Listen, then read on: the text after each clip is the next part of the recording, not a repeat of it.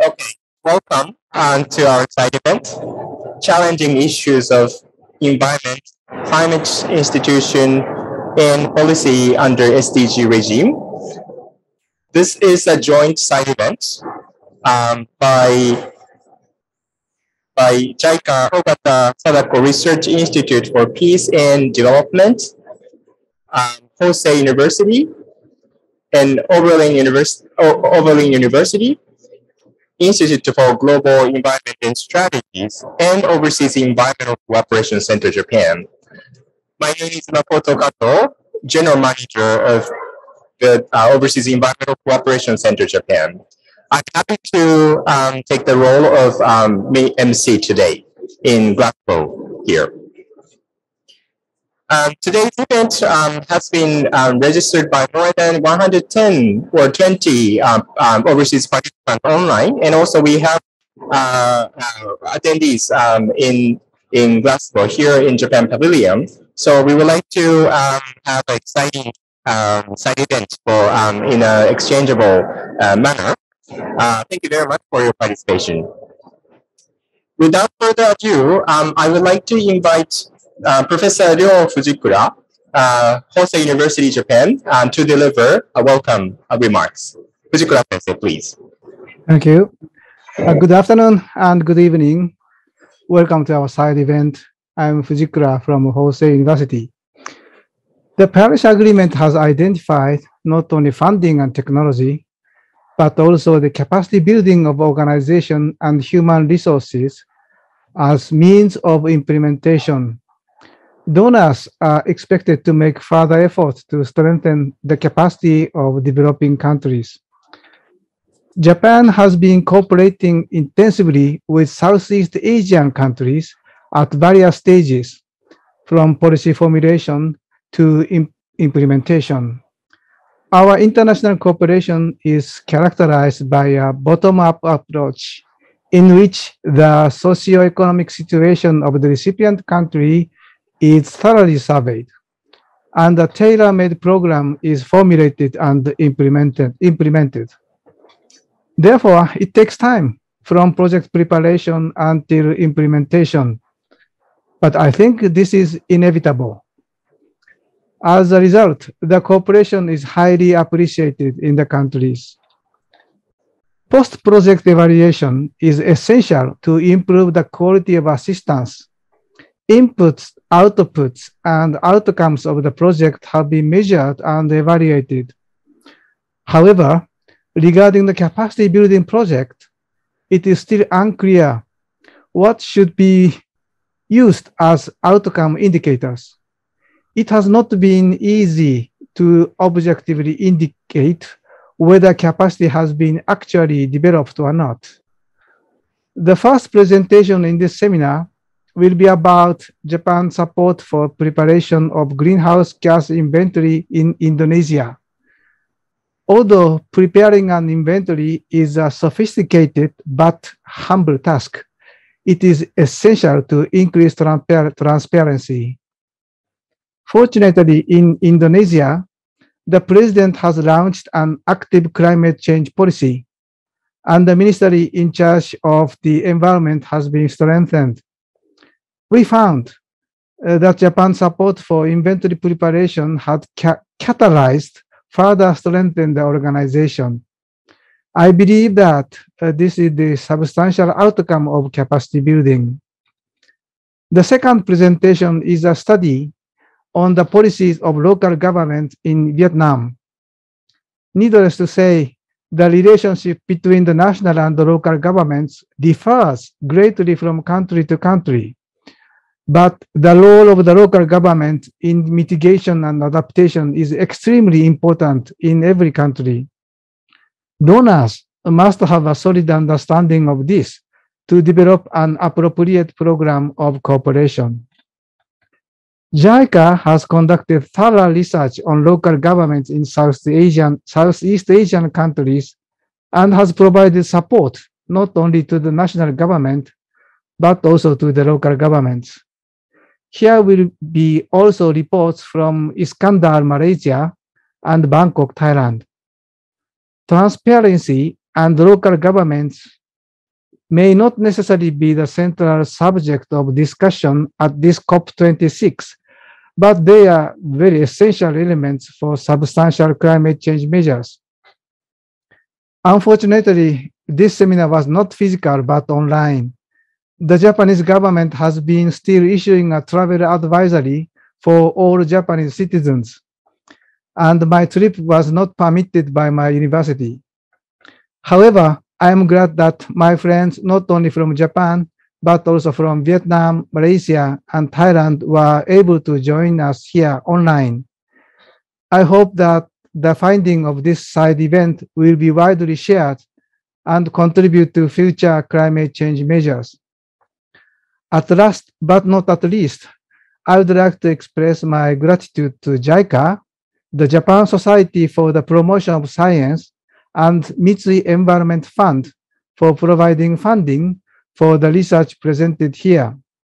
Thank you very much, and please enjoy the presentation. Thank you. Thank you very much, Professor Fujikura, for your very kind words to welcome our presenters as well as participants.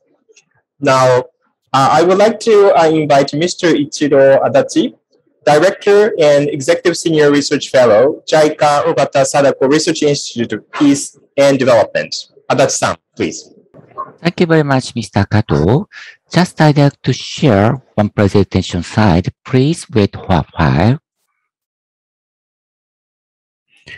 Okay. So, sorry, it's better to stop. Thank you very much. So thank you very much, Kato-san. So distinguished guest. And thank you for all for participating in today's side event session.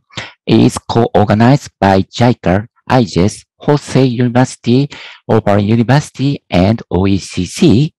So my name is Adachi, Executive Senior Research Fellow at the JICA Ogata Sadako Research Institute for Peace and Development. So we call JICA ORI.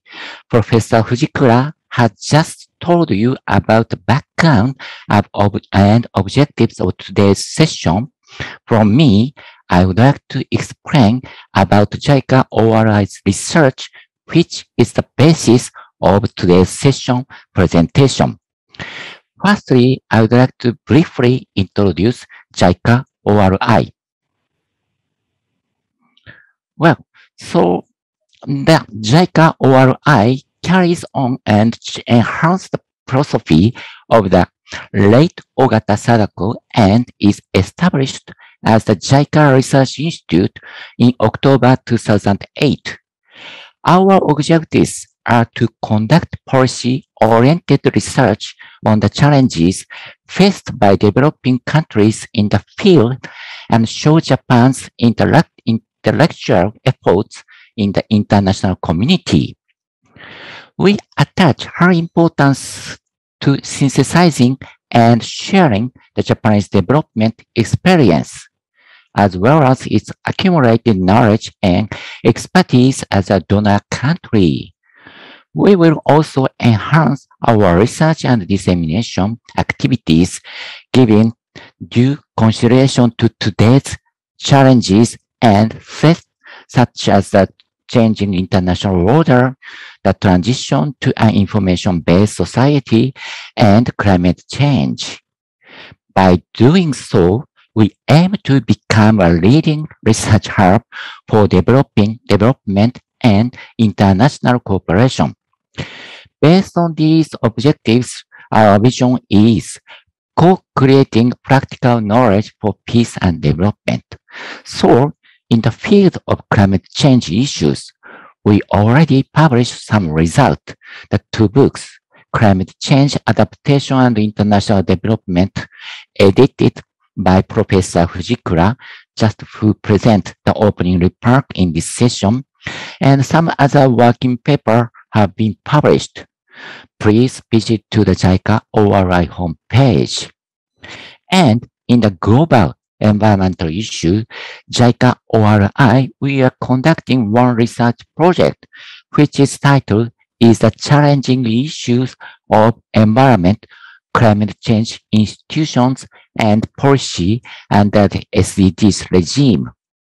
In this study, we conduct case analysis of each country's efforts and try to identify difficulties for implementing environment, climate change issues, climate change policies. Sorry.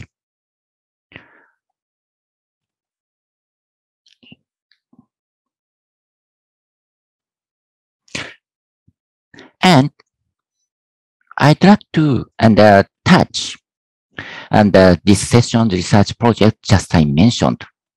Firstly, the background of the survey. Already you know well, under the SDG and Paris Agreement, there is a shift from developed countries providing support to developed countries world to developing countries themselves taking action on climate change. On the other hand, we consider that there are challenges and difficulties in promoting initiatives based on the Paris Agreement in developing countries. So, for example, trial policy and institution for the CC climate change issues in each country are quite various, and so needs for cooperation also is very wide. To enhance any cooperative activities, we should take care of each government's strategy and contents of activities. Second, enforcement of climate change policy, each government should have more capacity for developing NDC, National Determined Contribution, and conducting MRV, and the government's effort is very important.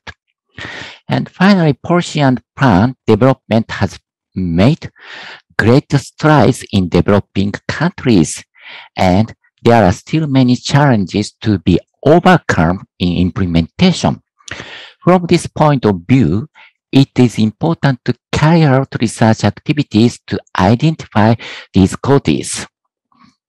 And I would like to add one more thing, and bottom-up cooperation such as collaboration among cities is one of the characteristics of Japanese cooperation. This cooperation leads to more effective climate change planning.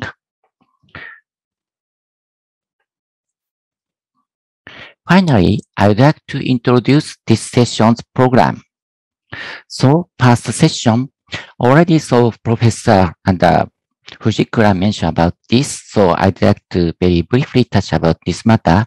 Anyway, so in first session, it focuses on the national level government cases, and in second session, it focuses on the local government cases. So based on this session direction,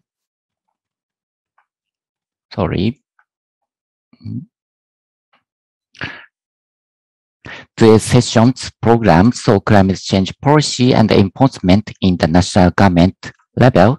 So Dr. Kanishi will present about the case of Indonesia, and Dr. Memia present the transparency and the reporting issue in Asia Pacific region.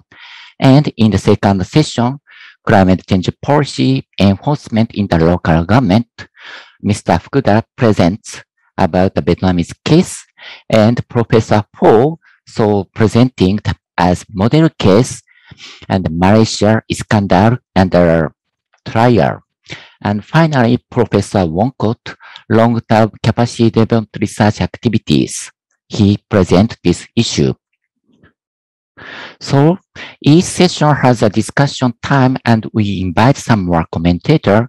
We will respond to any question during this discussion time as much as possible. Through these discussions, we will find and share important issues for tackling climate change, which will become even more important in the future. So thank you very much. Thank you very much, Robert-san, for walking us through the structure of the side event, including for very rich presentations and presenters today. Now, we are going to jump into the first batch of the presentations. First, I would like to invite Dr. Masato Kawanishi to introduce capacity development for national greenhouse gas inventory lessons learned from JICA's technical cooperation. Kawanishi-san, please.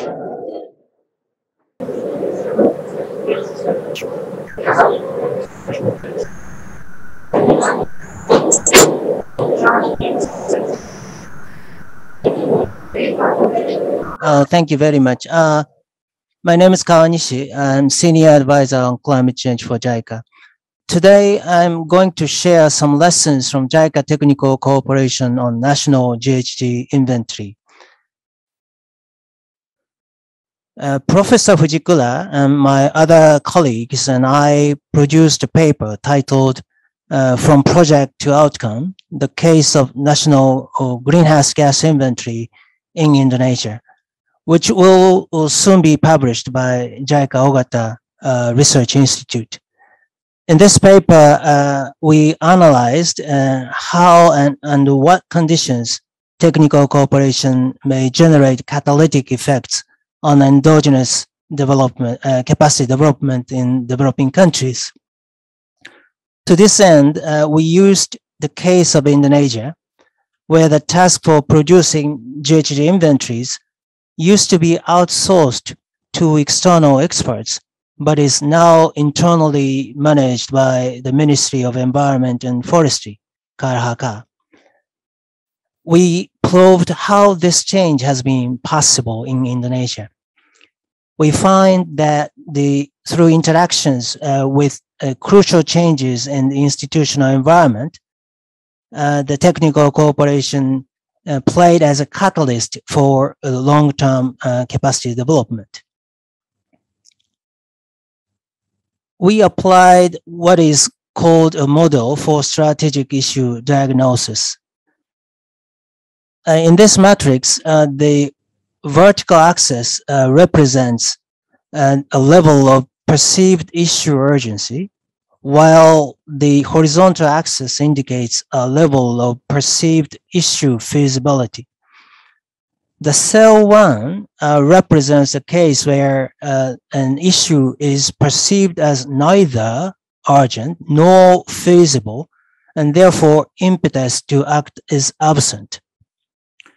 On the other hand, cell 4 indicates the case where the issue is perceived as urgent and its resolution is assessed as feasible. This is a case that would generate the greatest momentum for change. And this is a model we applied. And then by using this analytical model, we traced the interpretations at the ministry about the national GHG inventory issue since the time that when the UNFCCC entered into force. We conducted the participant observation and interviews, which indicated that there are 3 distinct phases of the issue interpretations at the ministry. We call these as parking, run-up, and takeoff phases in the chronological order. We find the two key events in the institutional environment as most crucial and therefore consider as the starting points for run-up and takeoff phases, respectively.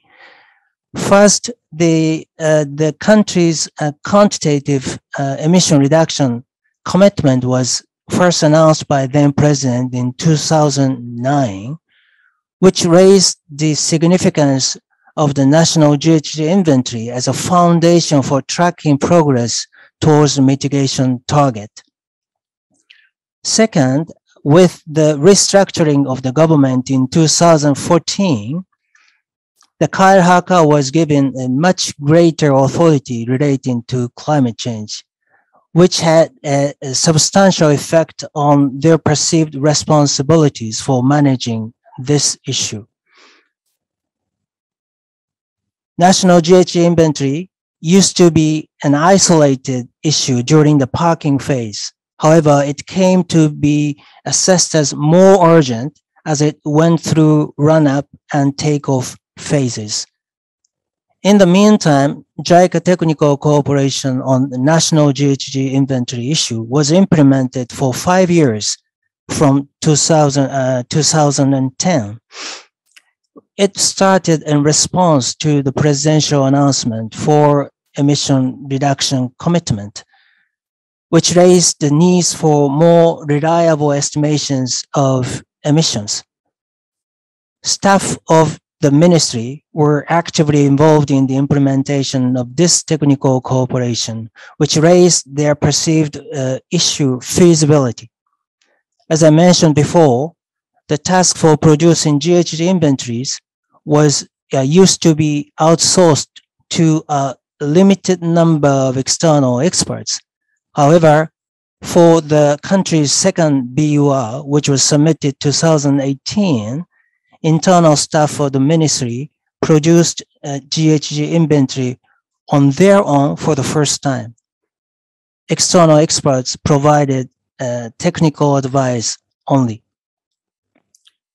According to the interviews, the technical cooperation raised the perceived issue feasibility, but also they affected the issue urgency, in particular through its pilot activities. The pilot activities aimed at the methodological improvements of GHG inventories in the waste sector in the selected 2 provinces. Until then, Indonesia had been heavily reliant on the use of so-called IPCC default values. However, which however inevitably resulted in an uncertainty of reported GHG inventories. In response, we collaborated for collecting more accurate activity data and developing country-specific parameters. And the impacts of these methodological improvements on the reported GHG inventories turned out to be substantial. As shown in these graphs, the methane emissions from solid waste disposal sites, for example, reduced by 37% in the North Sumatra province and by around 30% in the South Sumatra province. These reductions were not due to climate change mitigation actions, but due to purely methodological improvements in GHG inventories. This has a huge implications for the ministry. They recognize that there is much to do for more reliably estimating emissions. Thus, the national GHG inventory issue came to be defined by the ministry as a problem that must be addressed with urgency.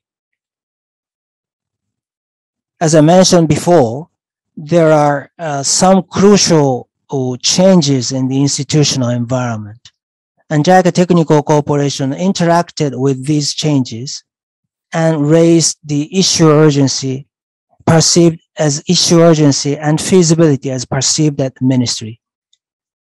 This generated over time momentum for the ministry to take their own actions to address their situation, which endogenously stimulated their further capacity development even after our technical cooperation came to an end. This matrix illustrates the changing positions of issue interpretations at the ministry. As I mentioned, the national GHG inventory used to be an isolated issue. However, over time, it came to be assessed as more urgent and more feasible to resolve at the ministry. This shift, as indicated by this blue line, represents the endogenous capacity development path of the ministry concerning national GHG inventory. This shift would not have been possible by the technical cooperation alone, as a matter of course. However, this shift has been larger and faster than what would have been the case without the technical cooperation. Conceptually speaking, the longer term outcome, in other words, the catalytic effects of the technical cooperation can be given by the distance between the points A and B. The paper I very briefly introduced today will be soon published by the JICA Ogata Research Institute. And the full paper will be freely made available at this site. That's all from me, and thank you very much for your attention. Kato-san, back to you. Thank you. Thank you very much, Dr. Kawanishi, for your presentation.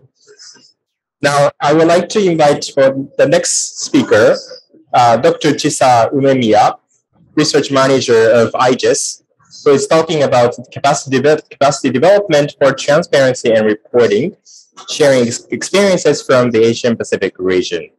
Umemiya-san, please.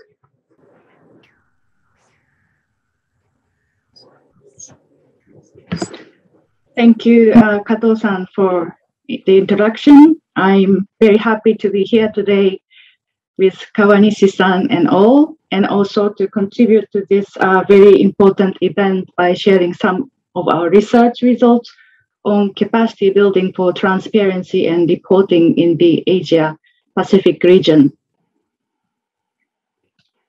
I would like to begin my presentation by highlighting two key messages that I'd like to deliver with my presentation today. The first key message is that there have been increasing successful cases of transparency capacity building in the region, and this is a very positive news for us.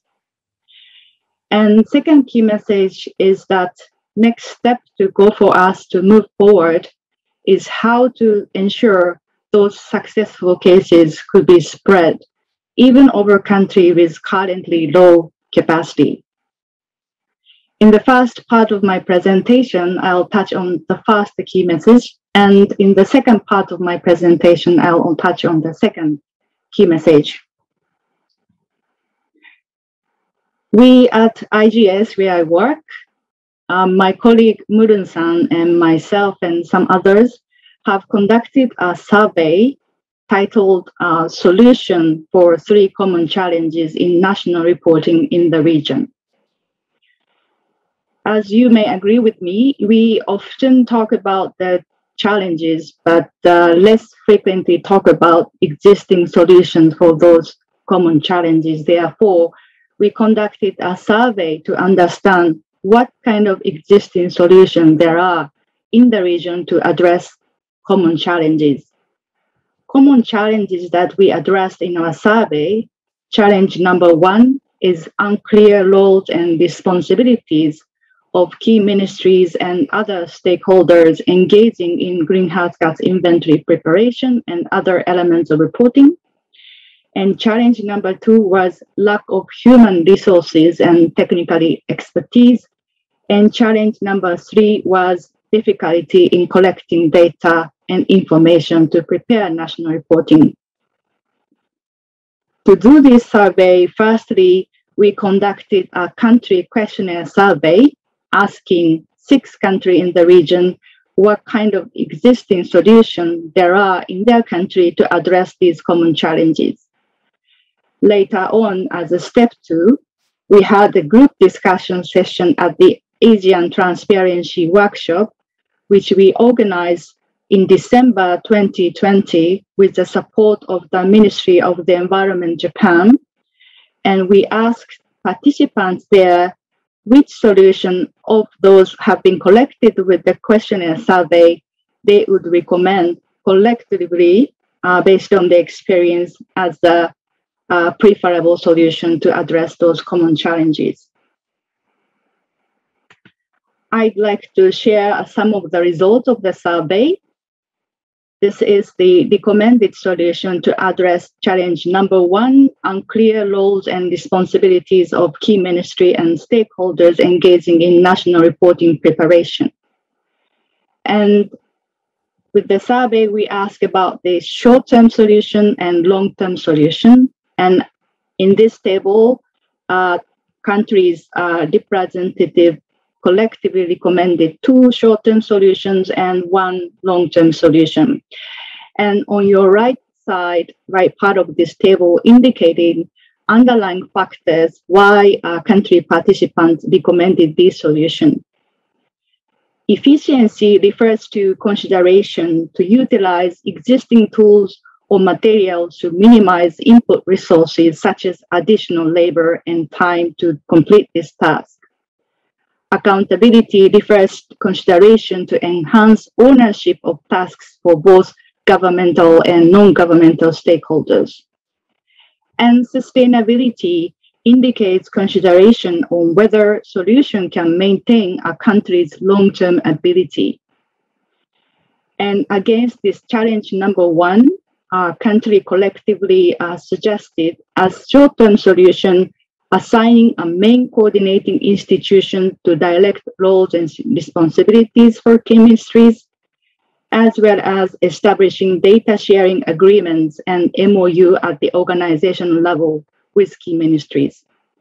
As a long-term solution, country collectively recommended to establish a national legal framework to officially document institutional arrangements in detail in order to maintain reporting preparation process.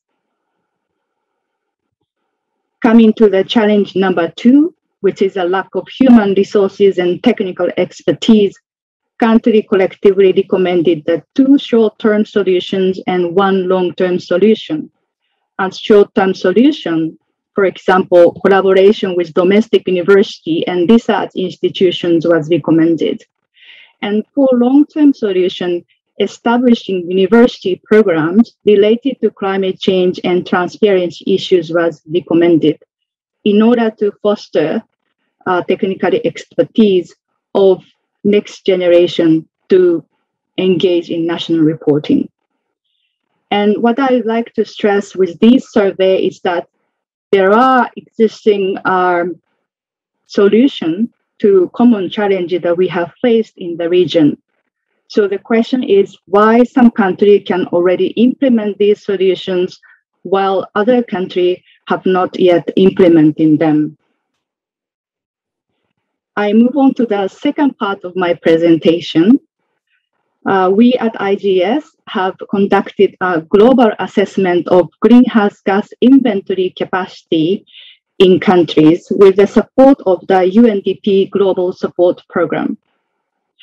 Greenhouse gas inventory capacity, I mean by indicating the capacity of a country to prepare a greenhouse gas inventory in response to international reporting requirements. And we define greenhouse gas inventory capacity index that it consists three major dimensions, which are number one, country context, number two, institutional structure, number three, technical skills and knowledge. And each dimension is represented by a list of criterion and corresponding indicators. And with this quantifiable greenhouse gas inventory capacity index, we assess the capacity of a country to prepare greenhouse gas inventories across 133 countries in the world and across their different submissions, from the first submission towards more recent submission. And based on that indicator, we found there are major 5 patterns of greenhouse gas inventory capacity change in countries across submissions. And broadly, this pattern can be classified into 2.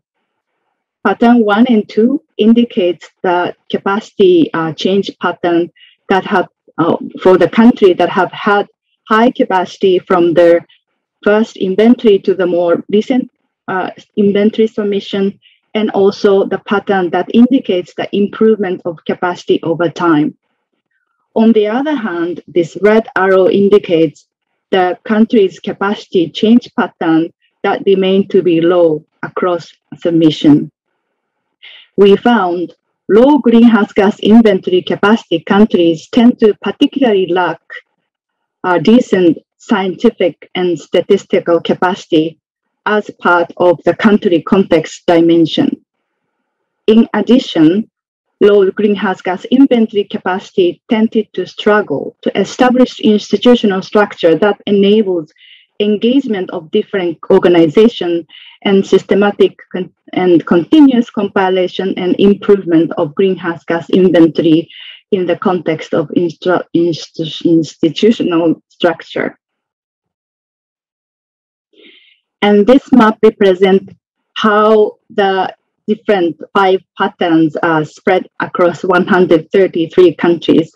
And as I mentioned, blue color indicates the countries that have had a higher capacity, and lower is, on the other hand, remain to be low capacity.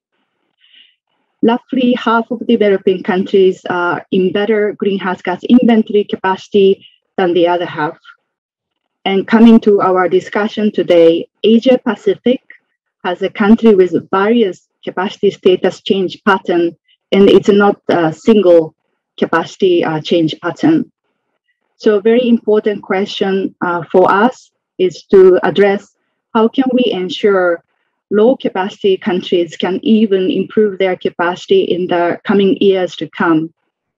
And based on our research, our answer at this point is that basic capacity in the country context, such as statistical and scientific capacity, these fundamental capacity elements needs to be recognized and addressed in the building up the capacity.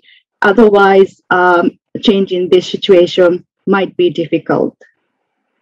So I stop here my presentation, and thank you very much for your attention.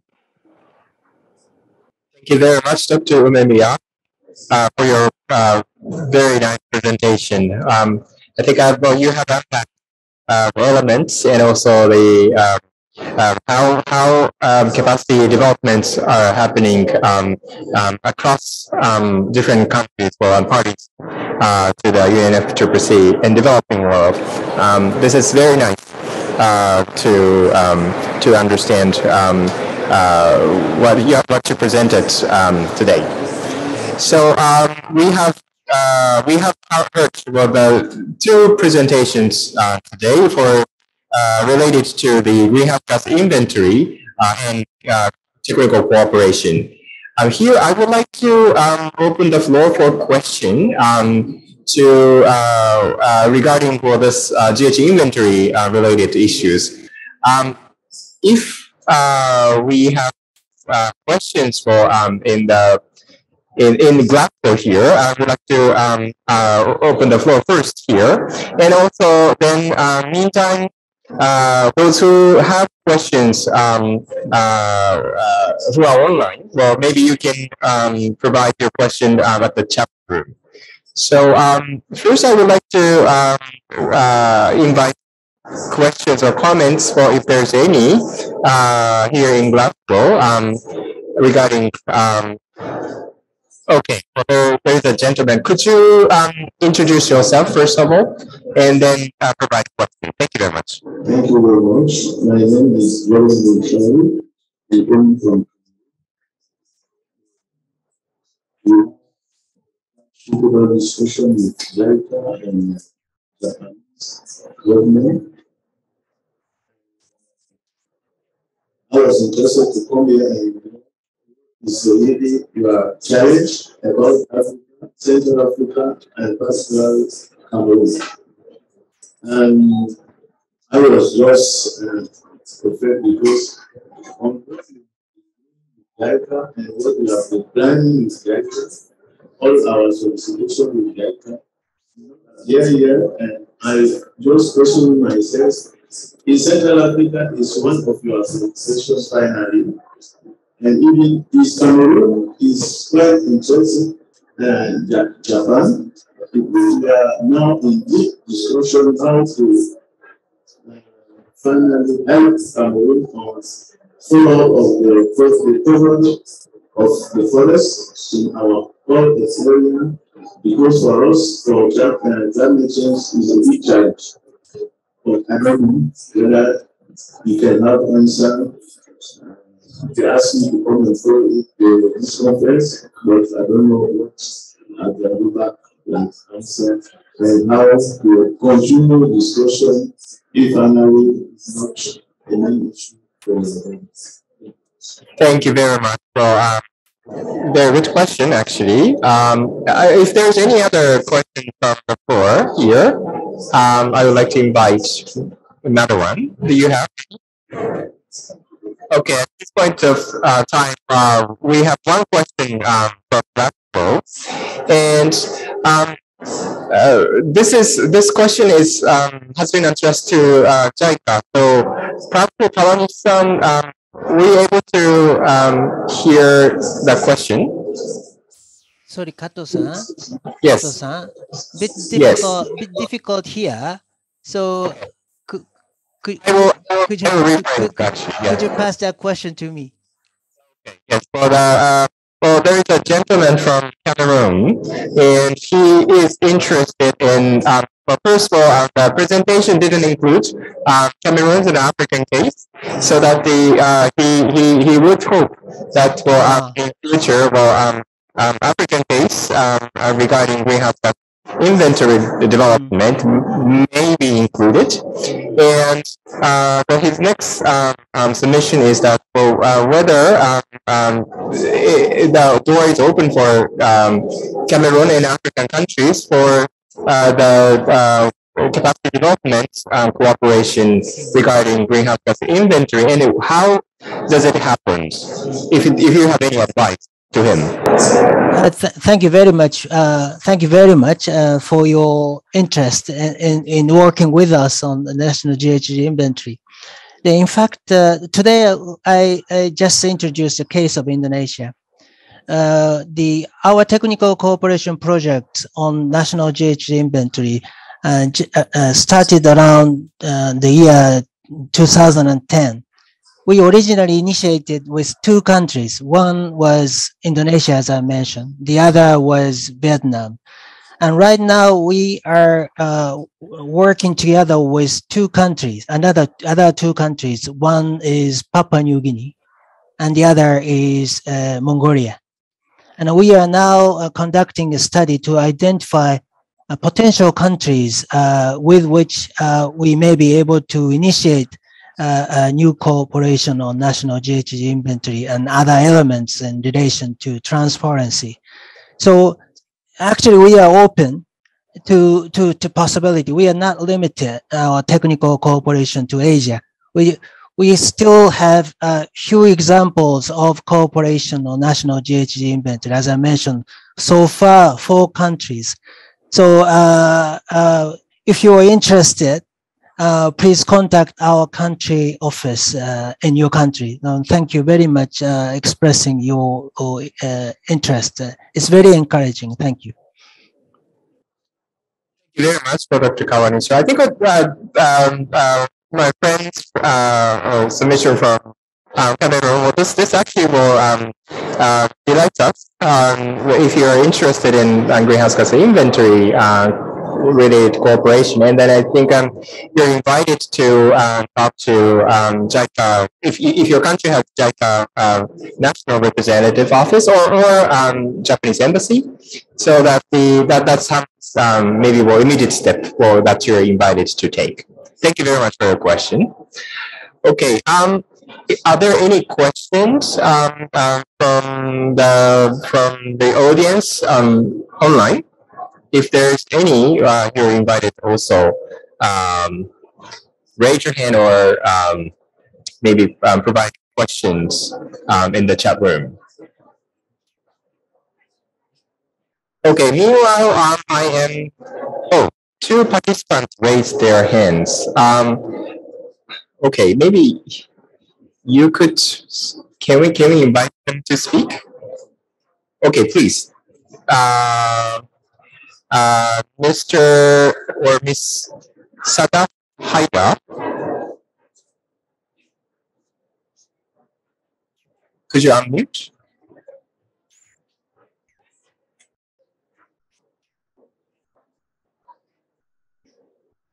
Sada? With your hands up? Okay.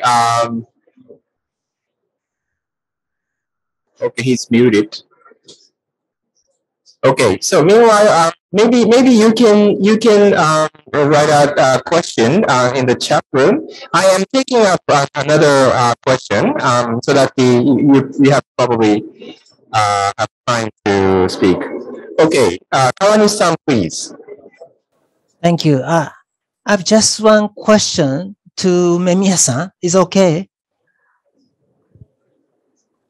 I read Umemiya-san's previous paper on national GHG inventory, and Umemiya-san mentioned that the regions has some model countries for other countries to emulate. Is it possible to indicate which countries would be a potential model country, say in Asia, from your point of view? Thank you. Okay, Mimiya-san, please. Thank you for the question. Yes, it is possible from our research results. Model country, from our point of view, is a country which had improved capacity across submission time. So, which had lower capacity previously, but now have improved capacity. And Indonesia exactly, I think, is one of those countries that we include as a model country. But there are several others. I presented a map with different colors. And to be precise, I probably better to go back to my original data set, not to make a mistake.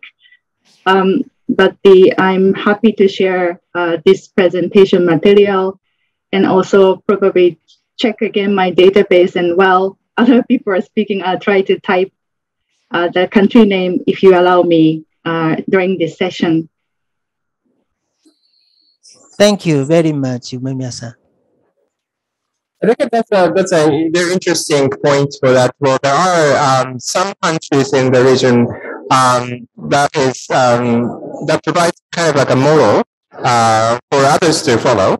And because the regional approach is currently the very many people say like a regional approach for especially for greenhouse gas inventory and also preparation for the enhanced transparency framework. Well, that's coming very soon. I think that's a one way to highlight to accelerate our cooperation for capacity development. So that's a very interesting point, I believe. Okay. Are there any other questions? If not, I would like to invite Professor Fujikura. Also, maybe you can provide comment or advice to the researchers here, if there is any. Their papers. But I'm quite agree that with Dr. Memiya, and so it is actually amazing to see that how the Indonesia improved their capacity to prepare the GHG inventory. So I do not know any more good example countries. So I think we should further investigate how such kind of improvement became possible. So that's all. Thank you. Thank you very much. I think that the transparency issue is actually one of the hot topic.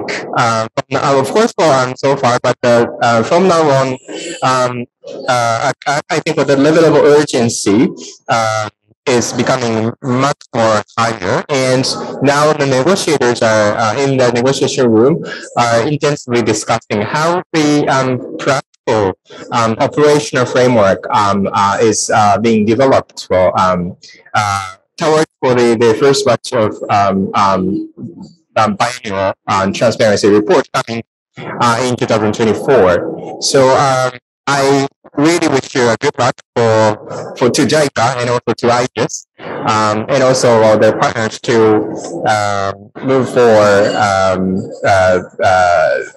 really good cooperation activities. And I think these research work really contribute to it. Fujikura Sensei, you have hands up. Yes, thank you very much. I'm really wondering whether high-level decision makers really understand the situations. What is the capacity building? How the people are struggling with these issues. So I think we should further distribute our results and share our results to the upward. Thank you very much. Thank you very much. Well, that's important because greenhouse gas inventory is highly technical, and experts with high technical knowledge, well, they understand very well. But how do you elevate with this very technical issue to high-level decision makers? Mimi-san, maybe as your final comment, well, perhaps you can provide some insight regarding this. I know you are also concerned about this kind of technical and also political challenge. Thank you, Kato-san. And I echo what Fujikura Sensei has mentioned. And to me, research is one way to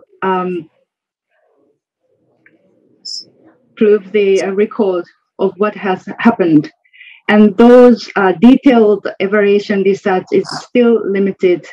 And what Kawanishi-san has presented is very impressive. I think it is one of the few that look at what has happened and what kind of impact has been made.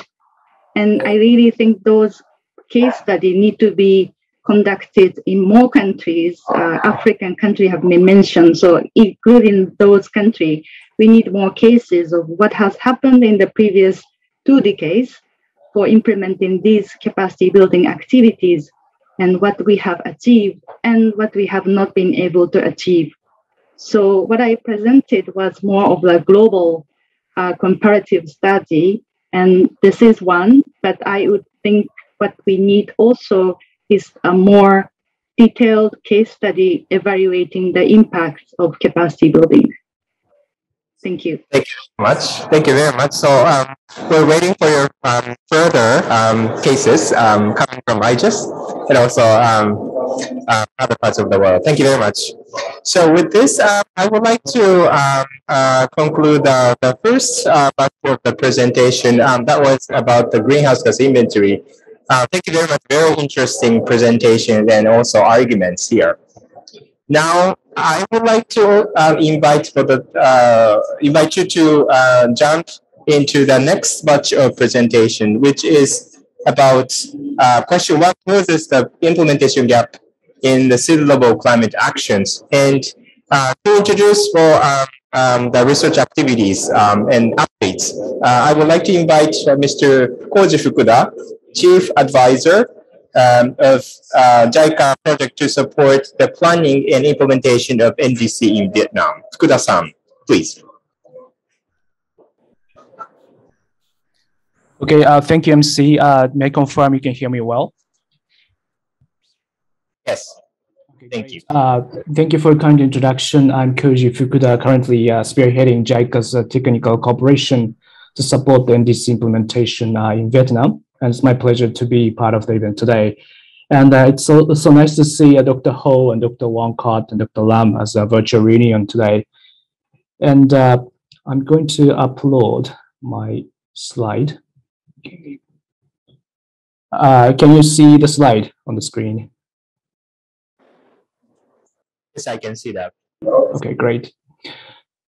Okay, so under this JICA Research Institute, we have been working on the theme of climate actions and the role of cities in Southeast Asia. And on behalf of the three the co-authors joining us today, I'd like to just briefly share the key findings of our analysis entitled What Causes the Implementation Gap in City-Level Action Plan.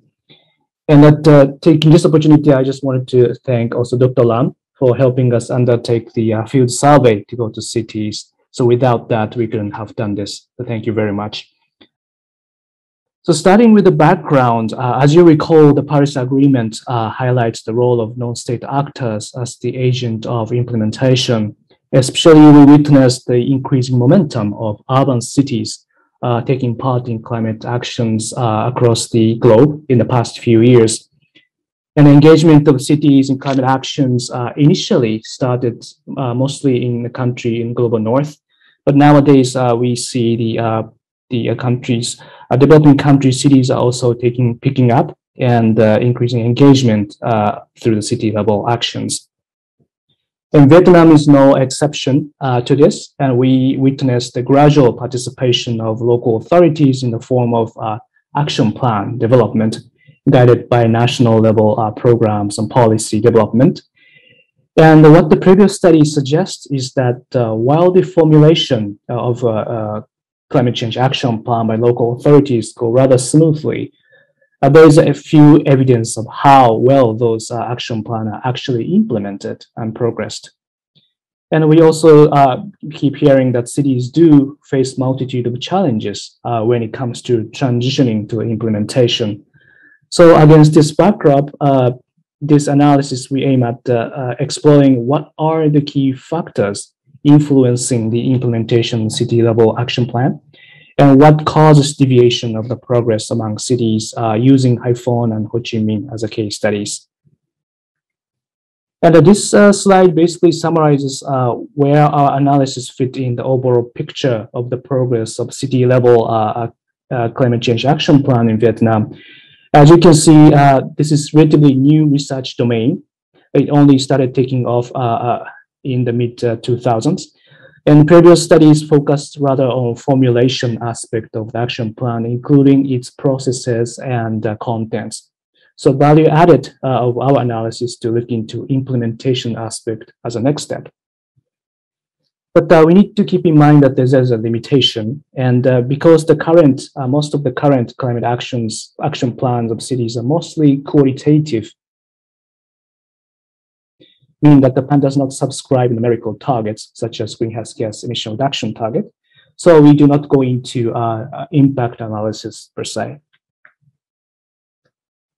And to undertake this factors analysis, we selected both Haiphong City and Ho Chi Minh City as our target cities based on multiple reasons, including the city's placement as a leading city in country, the status as the early mover for formulating climate change action plan, the share of country's GDP, the first and third largest city in the country, and also observed proactiveness in undertaking city level climate green development. And because the starting year of engaging climate change action plan differ from one city to another, so we try to control by looking at the existing action plan to harmonize implementation period. And we assessed implementation based on the progress report of fiscal year 2019, supplemented by stakeholder interviews. And for both cities, we examined about 56 specific measures and 43 of the action plan for Haiphong City and Ho Chi Minh City, respectively. And we judged the implementation of those measures based on the status of budget execution and acquisition. And because of those limitations listed, suggested earlier, we adopted exploratory approach to analyze the factors influencing the implementation. And this table basically summarizes the factors we adopted in examining the degree of influence in action plan implementation. And some are drawn from the previous studies to look into the formulation of the action plan. And for the reference factor, we examined the level of influence both in terms of vertical and horizontal aspect. And vertical means that how much national government interacts with local city authorities in the form of guidance and direction. And horizontal reference means how much the target cities interact with other cities in Vietnam to uptake know-hows to replicate in their own implementation. And for attributes factor, we looked into four different aspects.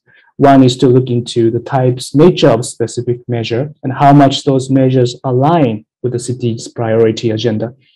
Other aspects include the degree of local leaders' commitment, local jurisdiction, institutional capacity to connect the action plan with the city's development agenda.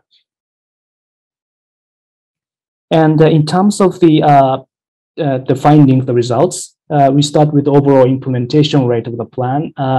We see the divergence in terms of the progress between the cities, where the Ho Chi Minh City implemented about 17 out of 53 measures, and Haiphong City implemented 37 out of 46 measures by the end of 2019.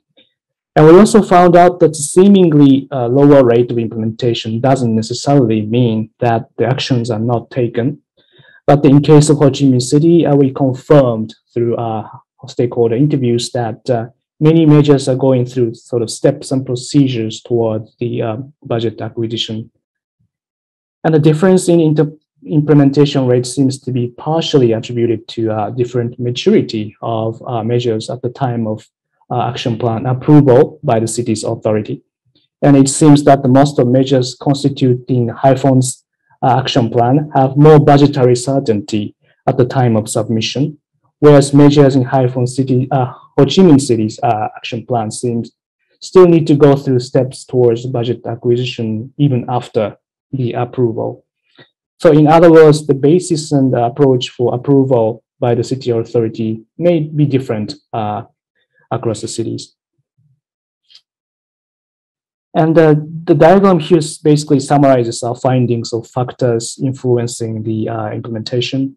In essence, among the 6 key indicators, we observe distinct differences shown in 3 specific indicators between the cities. And these are the types and nature of measure, local leaders' commitment, and local government's institutional capacity.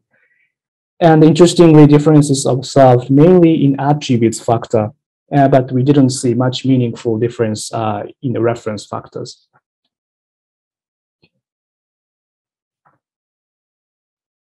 And as far as the types of measures concerned, among the adaptation measures in action plan for both cities are concerned, most of the measures for Ho Chi Minh City's action plan are characterized as the studies and scientific researches type, which mainly rely on scientific operation budget, environmental budget.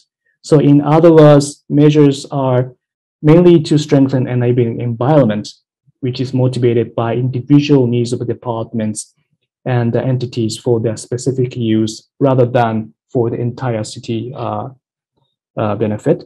On the other hand, Haiphong's action plan is consisting mainly of climate proofing infrastructure project based on investment budget. So it looks like Haiphong City strategically selected tangible project with budgetary certainty that leads to higher implementation rate.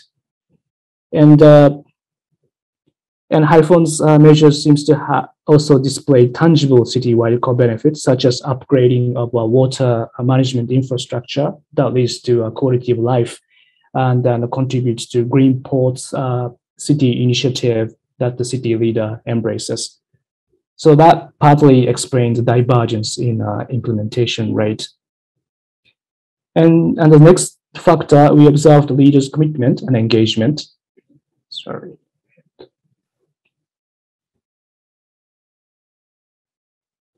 And leadership, I think, led for Ho Chi Minh City, leadership led the city to become the first city to formulate the action plan in 2013, with establishing overarching institution such as the Climate Change Bureau to oversight the climate change action plan implementation. And likewise, our conversation with the Haiphong City leaders indicate that the leaders have the perception that the climate change action plan is a vehicle to achieve the city's green agenda. So both cities demonstrate leadership in guiding the implementation.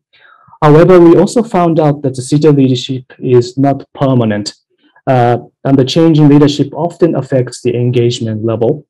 And in general, we saw more static leadership in Haiphong, whereas but we saw a sort of shift of leadership between first generation and second generation climate change action plan Ho Chi Minh City. So those are the differences that we observed in terms of the leadership. Sorry. Yeah.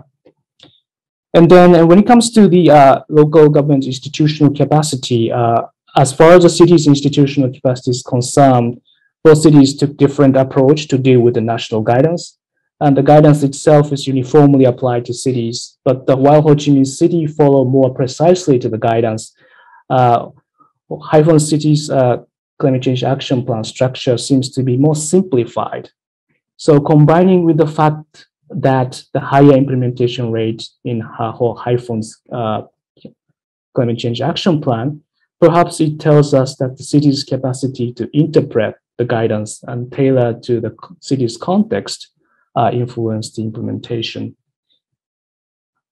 And also, as for the cross-reference with the sectoral measures with action plans is concerned, a stakeholder interview at Ho Chi Minh City suggests that some sectoral stakeholders intentionally differentiate the measures proposed to the action plan and their core sectoral activities instead of converging both. So what it tells us is that some stakeholders do not yet see the clear benefit or gains of cross-referencing those core sectoral activity with action plan. And perhaps this leads to the question of how focal points should interact with implementing entities to incentivize cross-referencing to enhance implementation rate. And with those findings, we extended our analysis to think through what are the potential avenues international support could help close the implementation gap. And as for the nature and types of measures is concerned, in order for cities to select more tangible projects, I think the best approach is to subscribe a numerical target so that the measures selected will also be quantitative. And so this can be one for future support. And also, there's a room for international support to facilitate city authority effort to integrate private sector investment within the city boundary into action plan to make it more comprehensive in coverage. And for the leaders' commitment, I think potential engagement is to join or join the sensitization effort to invite city leaders to expose to global community to have a better sense of where the city positions itself along with expectation, perhaps it's a starting point. Then for the institutional capacity building, establishing robust interagency working relationship and more regularized communication may be a starting point. And also for that, perhaps evidence-based communication tools such as the city-level greenhouse gas inventory and data set can be supported to make the conversation more meaningful. Okay, to wrap up, because we only focused on 6 indicators and factors in this research, the analysis itself, I mean, it's not exhaustive by nature. And to further enrich the quality and the enhance completeness of the analysis, I think we have several recommendations. Firstly, it'd be very nice to apply or replicate the analysis to other cities to see the same if the same findings can be found in other cities. So I'd like to hear views from Thailand case and Malaysia, as well as from Dr. Lam for other provinces, if those hold true or not. Secondly, the impact of physical size cities may also be worth exploring, and how it differentiates coordination, arrangement, and interaction among stakeholders. For example, the city size of 10 million versus 2 million, how it differentiates in terms of coordination and cost itself. And also difference in physical attributes of the city as the commercial center or city as political center, whether those kind of attributes influences implementation rate, maybe also be worth exploring. So I'll stop here and leave the further discussion to my co-author, Dr. Agagi, later. So thank you very much, and back to you, MC. Thank you very much, Fukuda-san, for your presentation. Now we have 2 more presenters, one from Malaysia and one from Thailand. And for Malaysia, I would like to invite Dr. Ho Chin Siom, Professor Low Carbon Asia Research Center, University of Technology in Malaysia. Dr. Ho, could you provide a very quick short presentation? Thank you very much. Thank you very much, Mr. Kato. A very good day to all. Okay, thank you for inviting me for this important conference, and really nice to meet good friends. And I'm Ho Chin Siong from University Technology Malaysia, and I'll talk about the case of Iskandar Malaysia, where this is one of the project by JICA under the SafeStrat project, where this is a joint kind of sponsor from JICA and JST Japan. And from this Iskandar case, we have completed, you can see here, we completed our low carbon society blueprint. This is the so-called master plan for decarbonization of Iskandar. And we also carry out inventory studies since 2015 until 2019. So we have already 4 reports of inventory. And I would like to talk about the factors influencing the success implementation of this Iskandar Malaysia. There are 4 main factors I would like to sum up very quickly. First is it has to be a kind of a strong scientific methodology. Secondly, we must see a visible or real economic growth. And thirdly, there must be a political will or community buy-in. And fourthly, institutional support. That is through a proper organization arrangement for sustainability. So we can see that actually the process of successful implementation are not simple. Actually, you have to go through a process of 5 steps I listed out here. As I mentioned just now when talking about methodology, it's basically science to action, where I think just now Fukuda-san have mentioned something to that kind of tangible or something that can be measurable. That's very important. And secondly, it has to be follow a process of PDCA. You can plan, do, check, and act on it.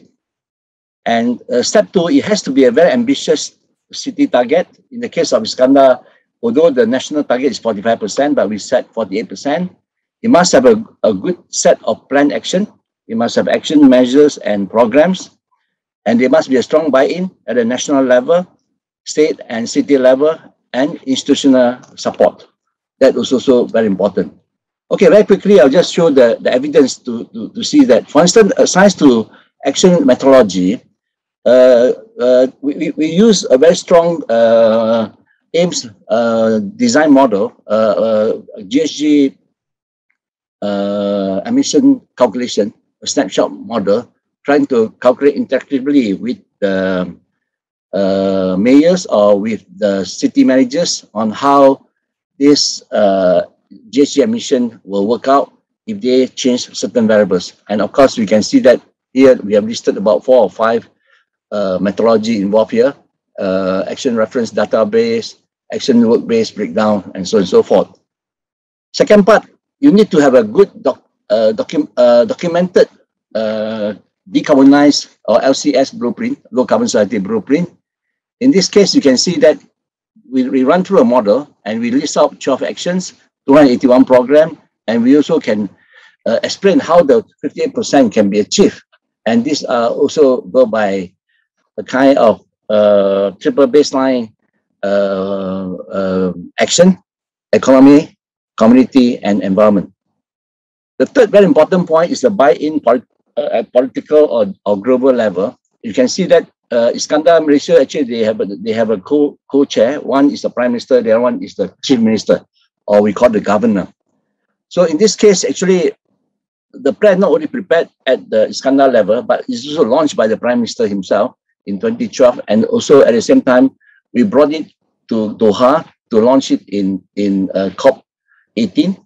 And then subsequently, we also launched other reports such as KSB for Iskandar in 2016. So it's a continuous process of political buy-in.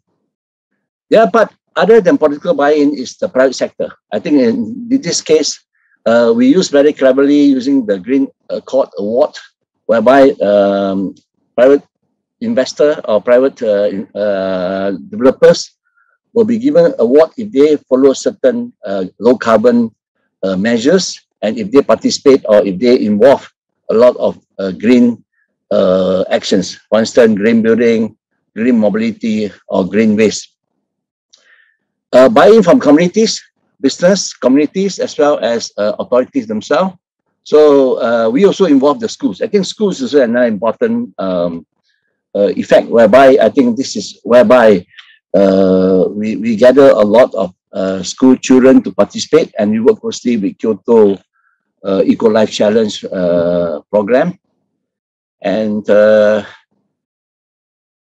then of course with that also we managed to get the state buy-in. We even have a state low carbon council to ensure that all the local authorities have a report card to submit on their low carbon measures. And lastly, I would say that the institutional support are important. I think in all the developing countries, academia have to come in, universities have to come in to work together with the policymakers. In this case, actually, we formed Iskandar kind of research center at UTM. We call it Low Carbon Research Center. And there we worked a lot of this RCE Iskandar, Regional Center of Expertise, working closely with UNU. And this become a good training hub for local authorities officers who wanted to know more about emission calculation, inventories, and so on and so forth. I think that's all. I'll stop here. Mr. Kato-san, I'll pass back to you. Thank you very much. Thank you very much, Dr. Ho, for your excellent presentation. Now, I would like to invite Dr. Wongkot Wongsapai from Chiang Mai University. Dr. Wongkot, could you make it in 5 minutes, if possible? Definitely, Kato-san. Okay. Just would like to check. You also, thank you very much, and good afternoon and good evening from Thailand. My name is Wongkot Wongsapai on behalf of Thailand Climate Change Master Plan Development Thai team. And first of all, I would like to thank you, JICA, OECC, IJS, and also Kun Seom Suk, Daddy, and her team in Bangkok Metropolitan Administration, or BMA, and her team to help us to develop other sector experts to complete this PowerPoint presentation. I have only two pages PowerPoint. First, I would like to start on Thai side, our experience on the Bangkok Climate Change Master Plan, or CCMP for Bangkok. On the left-hand side, you can see that we have two versions.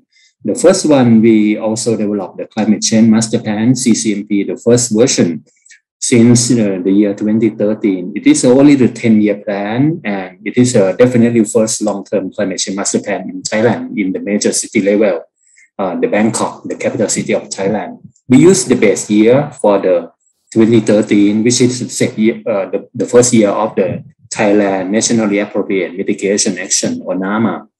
The work also supported by JICA and administered by Bangkok Metropolitan Administration. We have sector, energy sector, transport sector, waste sector, and adaptation sector. And since then, we also implement the first plan, and we also on 6-year plus on 2019, we also doing the stock taking process. We are really happy to tell that we are, according to the BAU, we are 3.69 million ton CO2 lower than our BAU target. This is from the performance of all people in the team. So it is around 8% lower than the target that we can reach up on the year in the year 2019. Then when Thailand implementing the nationally determined contribution, or NDC, we also adjust the plan, and we would like to make it in the same period with the NDC. So we developed the second version, the second plan of the CCMP, and we have more challenge target with 19% reduction target with the BAU by 2030, along with the NDC. 5 sector: energy sector, transport sector, waste sector, and green urban planning, including the adaptation. On your right-hand side, you can see that we have the institutional framework 4 level, but the capacity building do very highly focus mainly on the task force, which we also have 5 task force from 5 sector task force.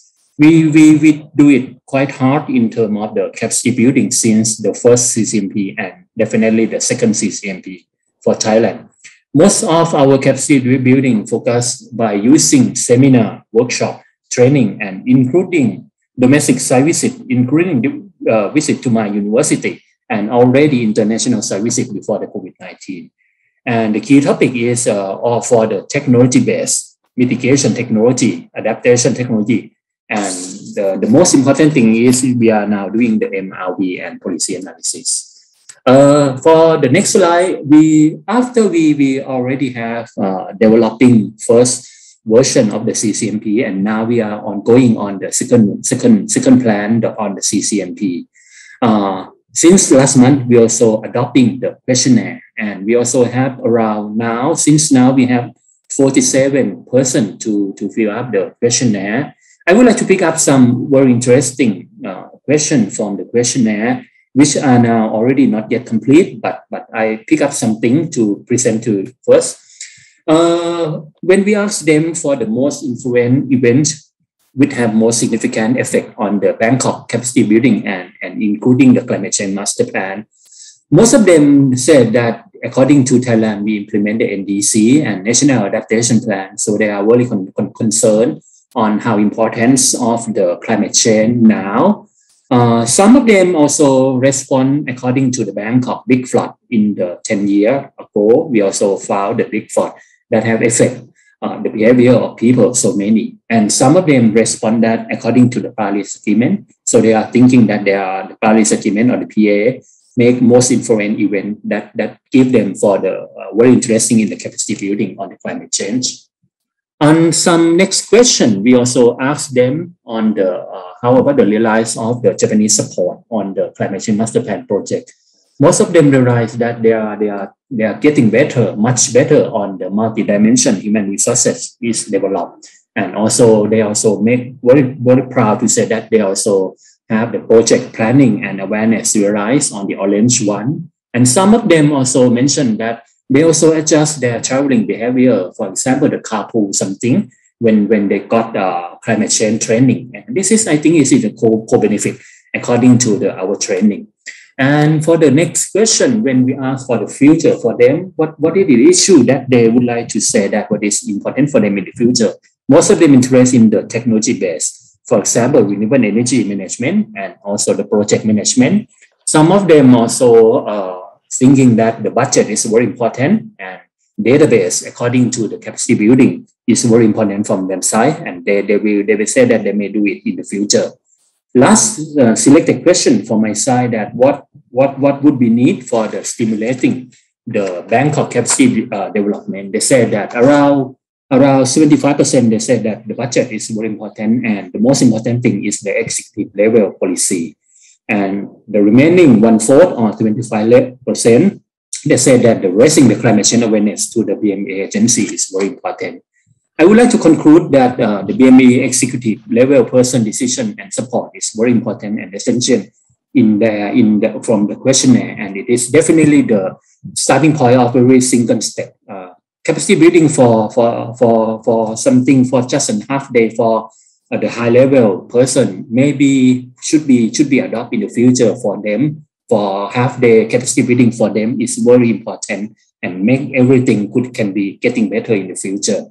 The budget is also required. And the third one I would like to express is that according to the climate change implementation, the project management and the MRV should be emphasized for all task force staff much more. However, we are also trying to evaluate more on the capacity building demand from them and from the BMA side, which push them to the right track into the future on their climate change master plan.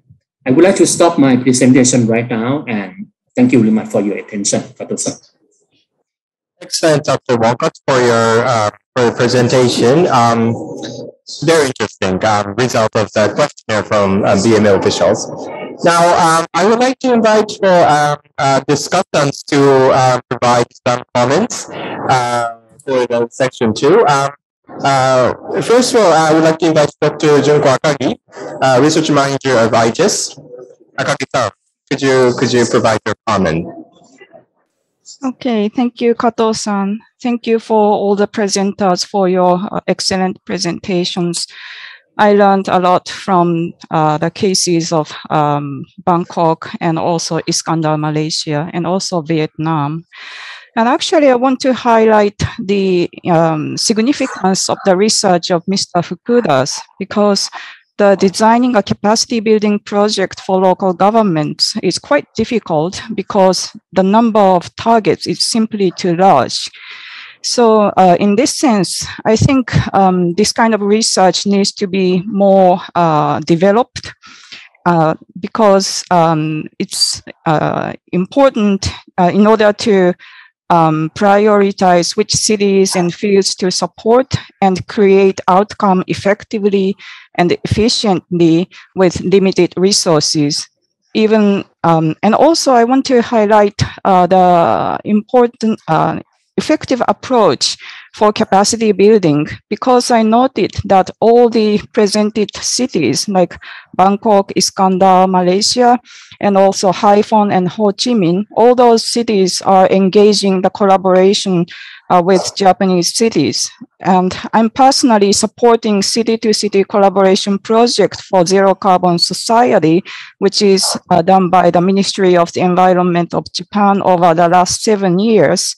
And this scheme, supporting scheme, is to build the capacity of local government staff to through the policy dialogue and also feasibility studies in the public-private partnership manner. On the job training, they can learn a lot. So the mentee and mentor relationship is also very good way of doing the capacity building, I think. Thank you very much. Thank you very much for that. That's a very valuable comments and useful insights for future program development of city level capacity building. Thank you very much. The next is I would like to invite Dr. Lam from Vietnam. Lam, please. Yes, can you hear me? Okay. Yeah, from my side, I have some discussion about the case of city in Vietnam. So as you see in the presentation from Fukuda-san, he present two cases of city in Vietnam, Ho Chi Minh City and Hanoi and Haiphong City. Actually, in Vietnam, we have another city also implementing the CCAP and using the quantitative analysis from the modeling. That is Hanoi City, the capital, and Cần Thơ City in the Mekong Delta region. And in the case of the Ho Chi Minh City and Haiphong City, you see the difference in the size of the city and also different in the progress in implementation of the measure that that's mentioned in the plan. So I agree with the Fukuda-san and the team about finding that the commitment from top management is very important. So you see, most of the two cities have the linkage with the other Japanese sister city. But in different way, and also they get the support from the JICA to implementing the plan, but the progress is very different. So again, it's makes very sense about the commitment from the top management, and also because of the different size of the city, Ho Chi Minh City is quite large one, and the coordination role of the local department also very important, because they have to in charge to integrate all line department, how to integrate the CCAP with the other social economic development plan that built by the other department. So the role of the local coordinator very important. So if they can encourage the involvement of other departments, so it should be successfully implemented with the potential measure. So that is some point I would like to add more on the Fukuda-san presentation. Thank you. Dr. Lam. Dr. Ho, would you like to add something as your final comments? Yeah, thank you, Mr. Kato. What I would like to say here is it's very important for us to mainstream our low carbon blueprint or so-called decarbonized plan into the development plan. I think that we're able to shortcut a lot of process, which we are trying to do now. Actually, we prepare a kind of decarbonized plan, but if we can mainstream into the development plan, example, a master plan or a structure plan or a local plan, that will cut short a lot of time. The second point is the top-down and the bottom-up approach. The top-down approach, I think in this case, whereby having a co-chair of Prime Minister, Chief Minister as the head of a region, the budgetary certainty is there, especially when it comes to low carbon or decarbonization. Infrastructure costs are very expensive. So the top-down process are important. But again, the bottom-up approach is the one that to develop a low-carbon society, the bottom-up approach, the school children, the NGOs, the business community are the ones who support back again to this success of implementation. So I believe actually country to country could be different, but I think in order to ensure success of implementation, those key components like the top-up and bottom-up approach, plus the mainstreaming, and of course, ultimately, I agree with just now, Fukuda-san's and Dr. Akagi on capacity building. I think that is one of the mainstream. Why Iskandar is successful? Because UTM work together with the urban managers, and we take them as a master student, and some even come from PhD. So when they go back again, they build their own capacity there. So I think these are some of the ingredients that I think probably we should give some consideration. Thank you very much. Thank you very much, Dr. Hall, for your excellent comments and very insightful. Although we would like to take up some more comments from the floor and also from the chat room, but time is up. So now I would like to request for Professor Fujikura to wrap this up for this very useful session. Fujikura Sensei, may I have your final word to conclude? Thank you very much. Yes, it is time to close. So I make my remark very short.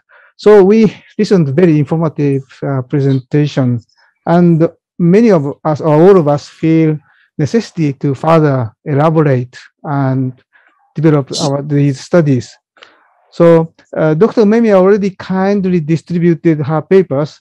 I think it would be very useful to share this presentation material somewhere, maybe on the website somewhere. I'm not quite sure where it is possible. But anyway, I would like to express my gratitude to all of you once again and for your active participation. And have a nice day and good night. Thank you very much. Oyasumi nasai. Thank you very much. Thank you. So this concludes for today's session. It's been a very rich discussion, and I hope that we can continue our communication through website on internet basis. Thank you very much for your participation today. Thank you. Thank you. Thank you very much.